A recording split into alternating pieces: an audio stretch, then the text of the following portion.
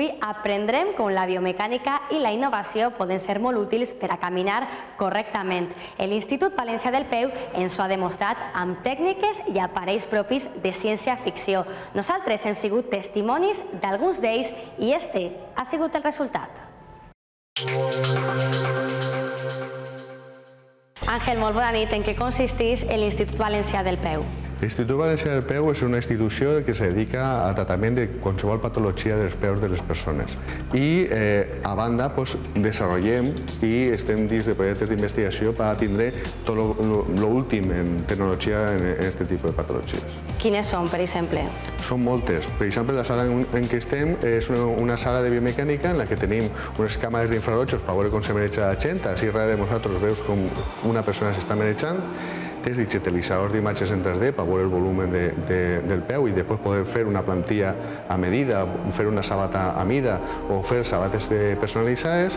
Tens la part de curació de ferides en la que nosaltres gastem tecnologia com càmera hiperbàrica, ozonoteràpia, etc. per curar i accelerar el procés de cicatrització de les úlceres. I tens tots els mitjos des de que n'hi ha avui dia en el mercat per poder satisfaure tots els problemes que poden tenir els peus de les persones.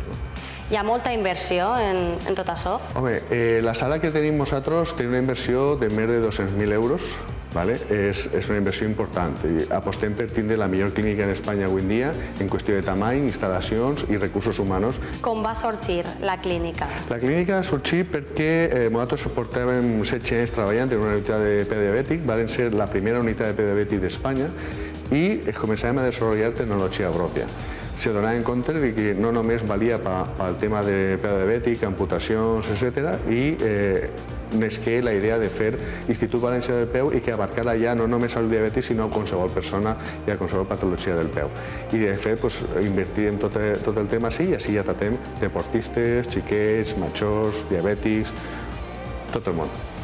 Hem parlat de la inversió, també heu necessitat suport, muscle financer? Per supost, això només jo no ho puc fer. Entonces nosaltres li presentàvem el projecte a un grup de capital riesgo que se diu Atillant i aquest grup de capital riesgo té una part d'emprendedors que se diu Angels Capital que té fons propis que ha aportat Juan Roig, el president de Mercadona, i a partir d'ahir li presentàvem el projecte, li venerem el projecte va agradar i com va agradar decidim invertir en nosaltres i així estem de socis.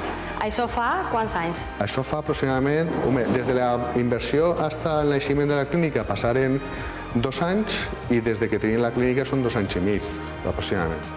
I quina ha sigut l'evolució i quina és l'expectativa? Quines són les previsions?